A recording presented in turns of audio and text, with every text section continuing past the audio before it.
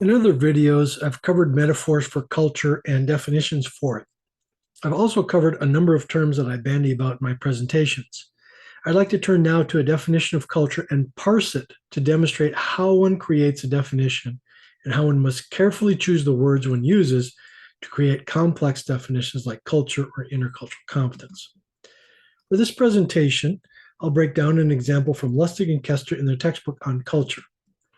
Lustig and Kester say that culture is a learned set of shared interpretations about beliefs, values, norms, and social practices, which affect the behaviors of a relatively large group of people. I've color-coded this to show the parts that need to be parsed and explained. The first term we can bracket out here is the term learned.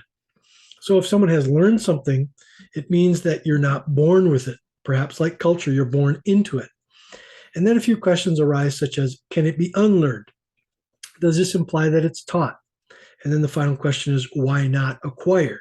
When we look at acquired in terms of second language acquisition, we understand acquired as something that is more naturalistically learned. In other words, it's not necessarily taught, but perhaps behaviorally conditioned, just like a language can be acquired. One's first language is acquired, and a second language may be learned. Let's move on to the other terms. The next set of terms essential to Lustig and Kester's definition of culture is a set of shared interpretations. This brings a few things to mind. The concept of co-opting or co-creation is retained in this part of the definition. Another aspect that comes into question is the downside of marginalization if it's not shared, like when a person is marked as not belonging because they don't know or don't understand. Children would still be included, but adults would be marginalized if they have not been in on the sharing. Then, does a culture exist in reality, or does it exist just in the shared mind of the group? What elements of culture does this part account for, and what does it imply about real or imagined elements of culture? Finally, is culture real? And if so, how is culture real? How can we know it and see it? Well, we can see it in those shared interpretations that only those who belong to the group are in on. It delineates the line of the group, therefore.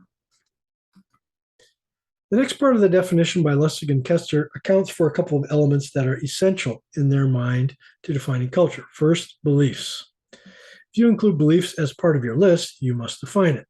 Also, values, norms, and social practices. Each of these terms needs to be defined. What are values? What are norms? What are social practices? Why are these concepts or terms essential to a good definition of culture in your mind? Then, in terms of this listing of what culture consists of, that is, those things that are interpreted or interpretable by the group, then we must ask ourselves, are there any essential elements missing? Are there any other imagined or shared interpretations that belong to this list? You might include taboos or art or physical manifestation of culture, such as food, whatever it is, put it in. On to the next element.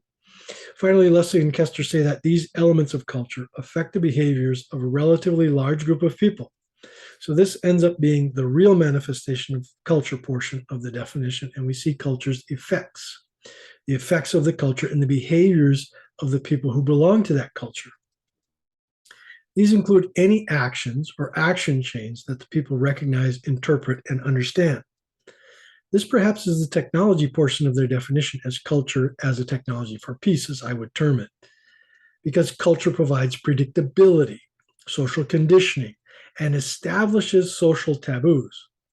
With regard to culture, the Emic versus the Etic view of culture comes in.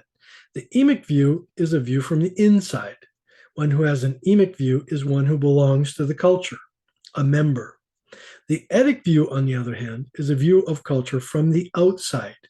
My view of a second culture, for example. Also, interesting to this part of the definition is their approach to family culture versus the size of a culture. Can a family have a culture, for example? Does one have to determine the size of the group? This is the summary of Lustig and Kester's definition of culture parsed out in its essential elements. When you're finished defining something or reviewing the definitions of others, you have to decide whether something is missing in the definition. My question for you then is there anything missing from this definition that you think is essential for your own definition of culture? You might just pause here and draft a definition of culture that works for you. Personally, I've defined culture in a number of different ways over the course of my study of intercultural competence. Here's one of my older definitions. Culture is a human social system of learned or acquired, shared, conventional meanings that govern and interpret behaviors. This definition takes into account the idea of cultures being created by humans as a social system. It gives us a sense of the learned versus acquired element that I think is essential to the definition. And it allows the shared conventional meanings that are essential to any definition, demonstrating that a definition of culture represent both shared and conventional elements that can change. Also, culture has an element of governing behaviors, which is to say that the culture determines behaviors and how they should be interpreted. In using this definition over time, however, I didn't really like this definition as it was, and I chose to adopt the previous definition of Lessig and Kester with some modifications. Here's another definition of culture that is more based on the one presented earlier from Lessig and Kester. This one states that culture is an acquired or learned set of shared interpretations, expressions, and interpretations about beliefs, values, norms, and social practices, among many other elements which affect the behaviors of a relatively large group of people. This definition, to my mind, is a bit more complete. It involves adding acquired. It also involves adding expressions to interpretations to demonstrate that behaviors which are shared are the expressions of something that is learned or acquired.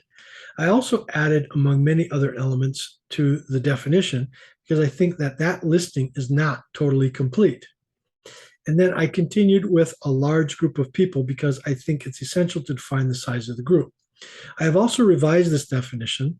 If you read my book, you'll see that I have finalized the definition there. It contains many of these elements, but does not contain an essential element such as culture being dynamic. My new definition, I also summarize beliefs, values, norms, and social practices down to what I will call social value patterns.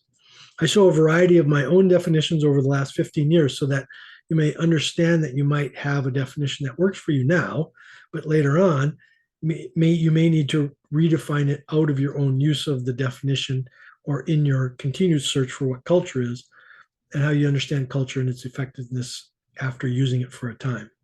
I would also like to add that I do believe that culture is a dynamic technology that people have created to make order out of chaos, which is to say, to maintain peace among each other. This last definition is my latest definition, and I used this most recently. Your definition will probably be different from mine, but it will be yours. Take some time now to write down your own reflections on your own definition of culture based on what I've shared here. While I use these videos as presentations for the courses I teach on intercultural competence, they're also freely available for anybody to watch. So please feel free to like it or subscribe to this channel as you see fit, or share it. Your feedback is valuable to me to make sure things are clear. And as always, may you find the peace you are looking for.